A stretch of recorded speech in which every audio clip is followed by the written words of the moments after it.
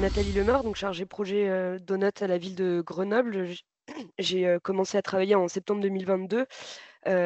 au sein de la démarche Grenoble 2040, qui est une démarche politique, donc qui a été votée en conseil municipal lors de l'année où Grenoble a été récompensée capitale verte européenne.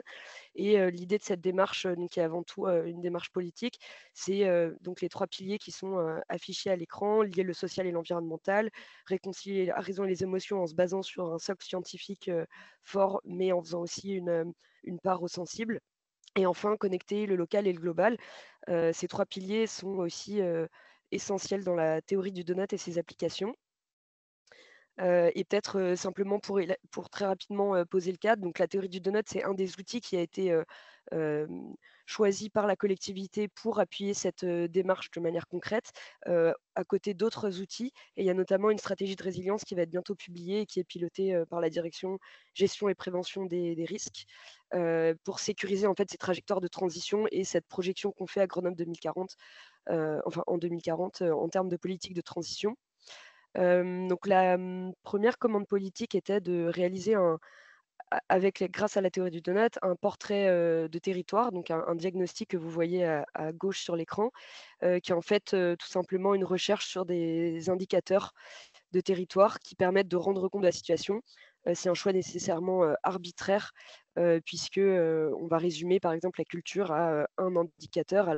alors que la culture est multiple par essence, et c'est un peu pareil sur l'ensemble des indicateurs. En plus, il existe différentes manières de réaliser ce diagnostic, et notamment en passant par exemple par de la participation citoyenne de manière à avoir aussi,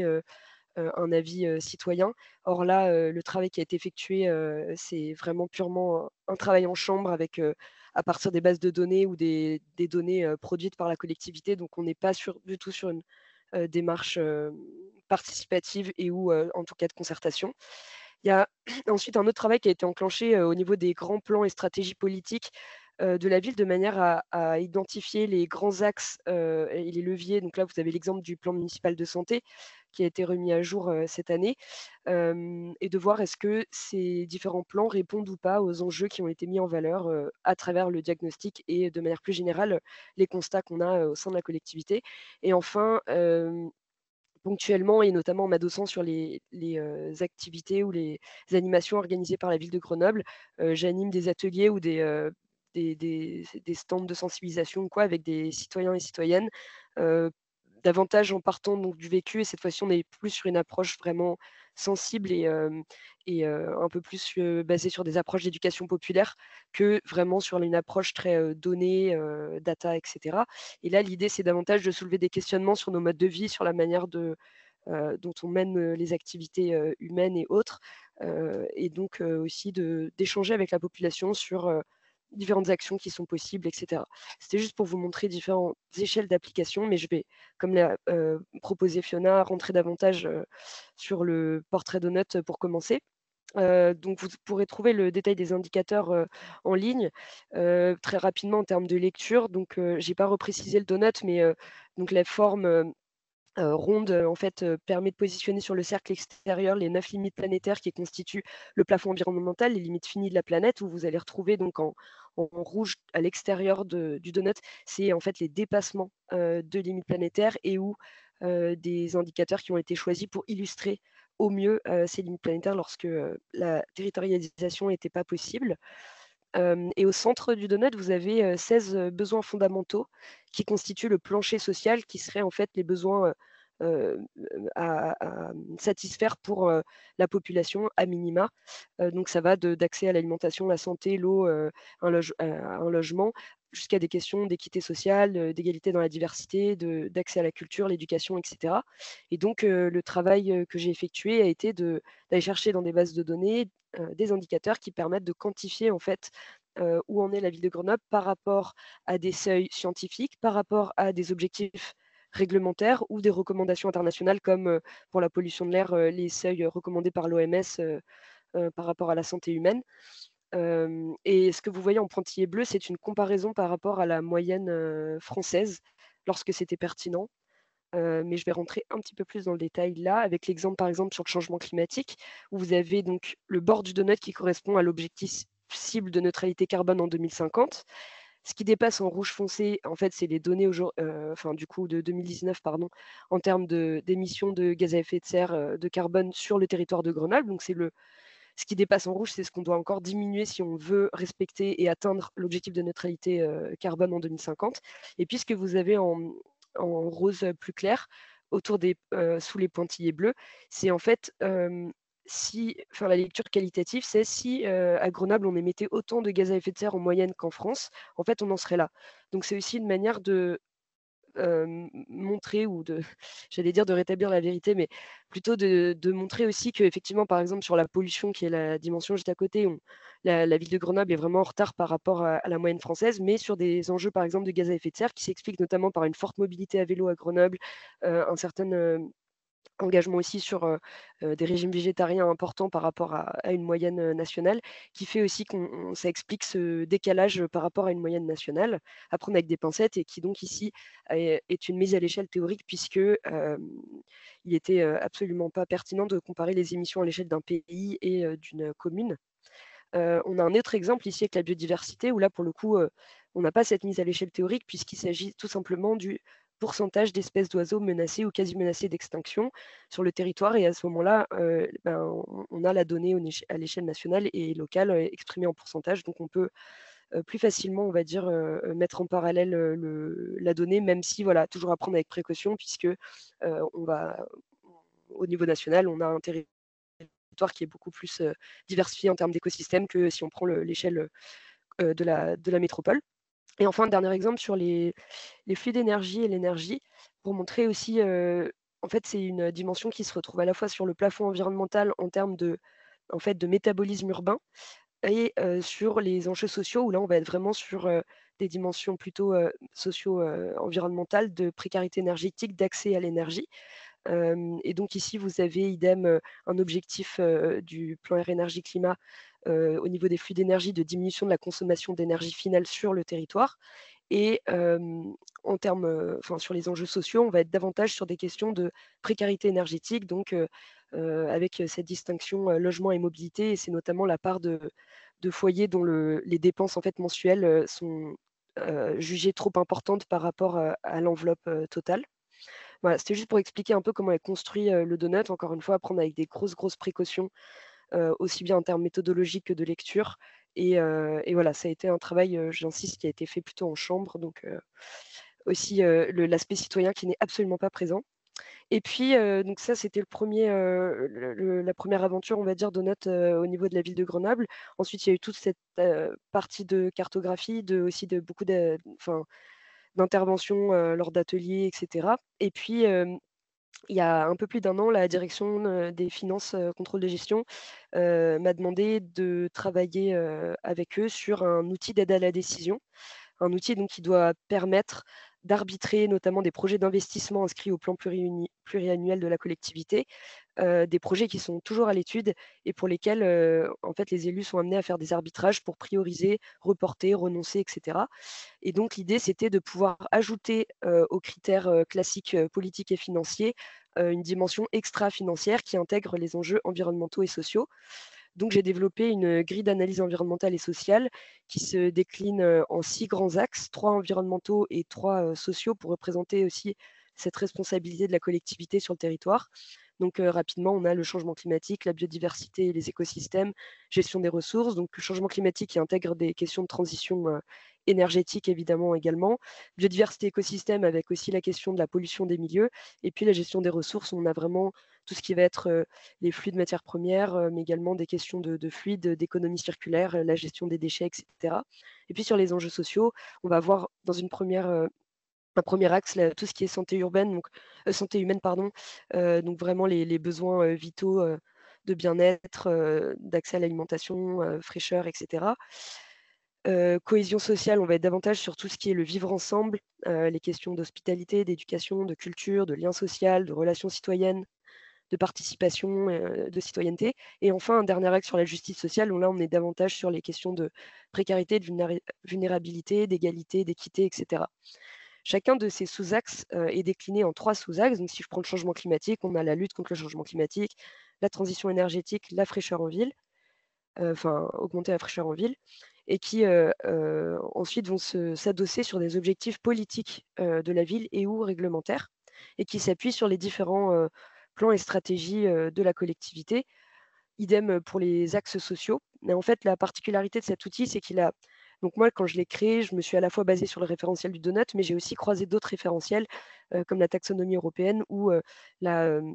directive européenne qui s'applique, aux entreprises, depuis 2024 pour faire une, déclaration extra-financière, la CSRD. Et la particularité que vous avez pu voir à l'écran, c'est qu'en fait, donc en tout, on a 6 axes divisés en 18 sous-axes, eux-mêmes adossés sur 36 critères d'impact qui correspondent chacun à un objectif chiffré. En fait, l'intérêt de cet outil, c'est qu'on va à la fois s'intéresser aux enjeux environnementaux et sociaux au sein du territoire, donc les impacts sur la population, sur les bénéficiaires, les usagers, usagères, etc.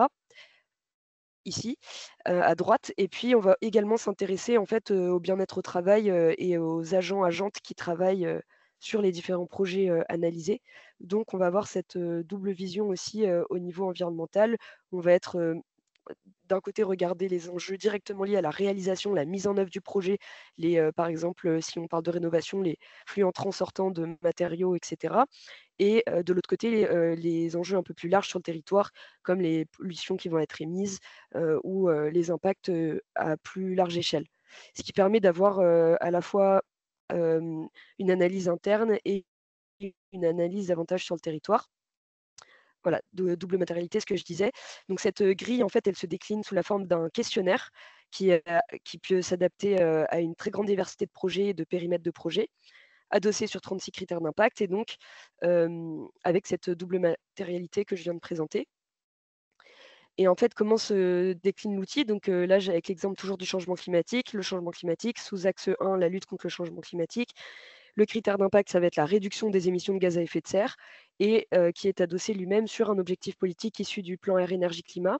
de réduire de 83 les émissions de gaz à effet de serre d'ici 2040. Et l'idée pour chaque projet, ça va être en fait, par rapport au principe de cotation affiché à l'écran, d'essayer d'estimer si vous, végétalisez une cour d'école, est-ce que ça va permettre, de diminuer, pardon, les gaz à effet de serre, ou au contraire, de les augmenter. Idem sur la rénovation énergétique par rapport aux consommations, et cetera. Et en fait, l'idée, c'est de répondre, par rapport à des ordres de grandeur.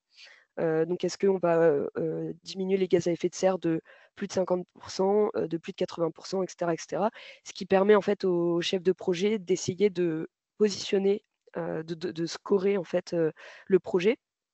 et qui permet, comme, vous avez l'exemple, à droite, et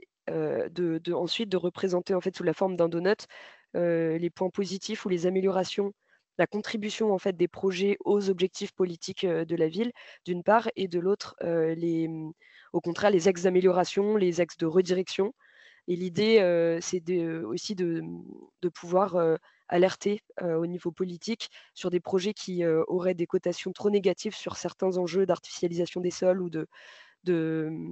consommation d'énergie ou autres, qui sont des ambitions fortes de la collectivité, et de dire: «Bah, attention, si vous souhaitez que ce projet se fasse, il est nécessaire que le cahier des charges ou le processus du projet, en fait, soit revu de manière à respecter, et à rentrer, dans les objectifs, ou les réglementations, posées par la collectivité». Et donc cette année, pour, un peu plus, être, concrète, on l'a expérimenté sur une trentaine de projets.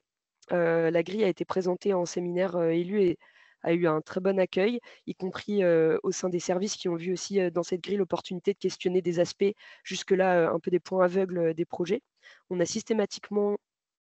administrer le questionnaire, en présentiel à travers des formations actions, de manière à ce que les personnes,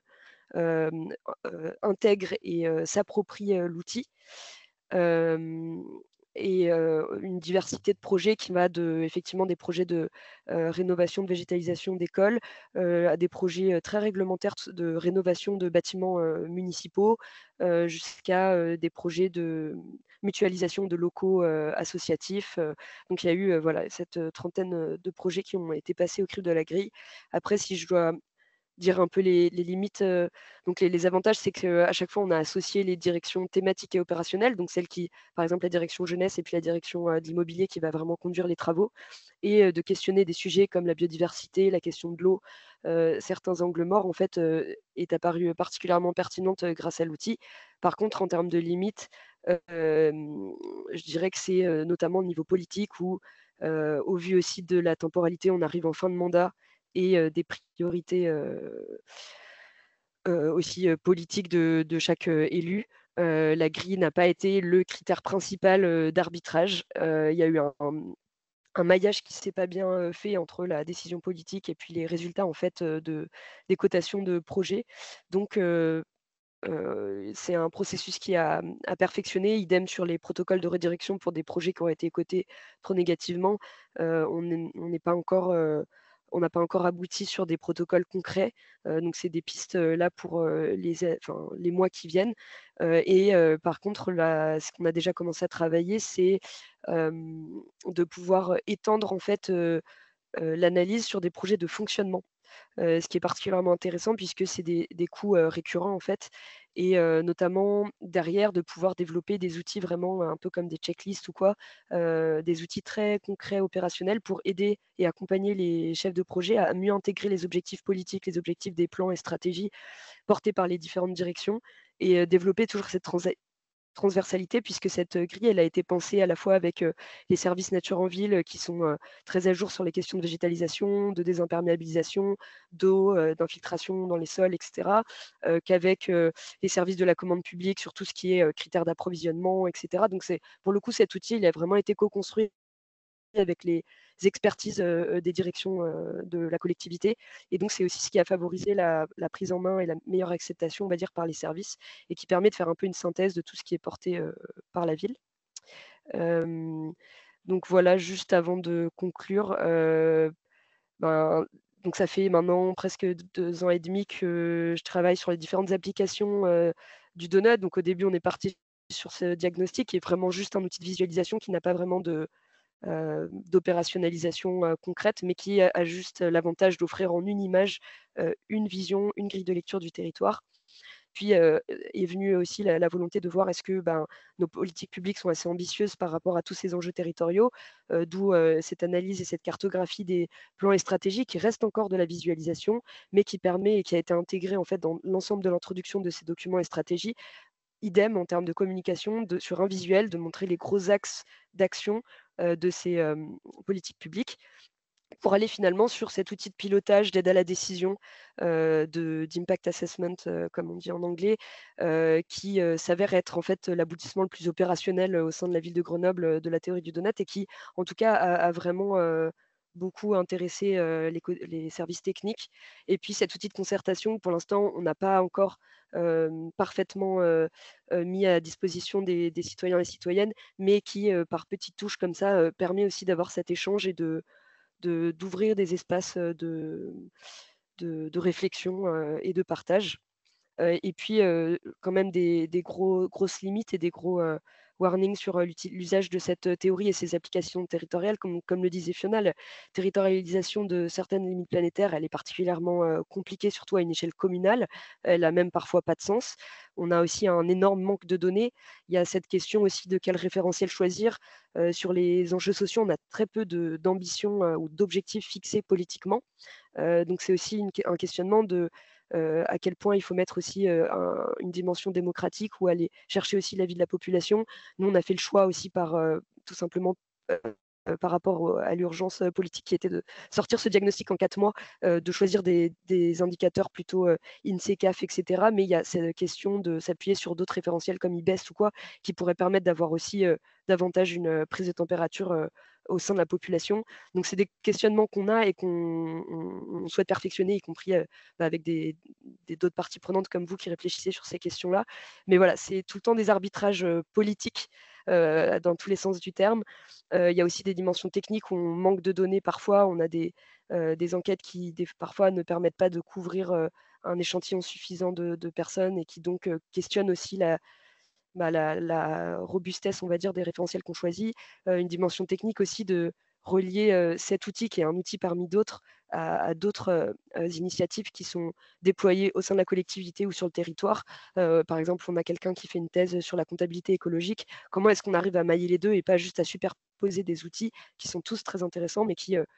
voilà, ne font que rajouter, on va dire, sur la pile des outils à s'approprier. Donc voilà, en tout cas, ce qui est sûr, c'est que le donut, c'est déjà un outil qui fait sourire rien que par son appellation et qui, en tout cas, permet d'intégrer toutes les directions, toutes les fonctions, tous les métiers dans ces réflexions-là et qui a une approche relativement neutre en termes de dimension, qu'après, en fait, il s'agit de colorer, je pourrais dire. En tout cas, voilà, c'est un pro enfin, c'est des projets, là, tout ce que je vous ai présenté, c'est là, à peu près au bout de 2 ans et demi. Si vous voulez en savoir plus, donc Fiona l'a dit, il y a un rapport qui a été publié il y a 1 mois et il y a pas mal de ressources aussi en ligne. Il y a la conférence de Kate Raworth si vous voulez creuser, vraiment la théorie du donut. On a beaucoup de publications aussi et voilà, c'est toujours en cours, et a priori, ça va continuer encore, jusqu'à la fin du mandat. Voilà, je prendrai vos questions avec plaisir, vos remarques, vos questionnements. Merci encore pour, l'invitation Fiona et puis, ravie de pouvoir échanger avec vous. Un grand merci, Nathalie.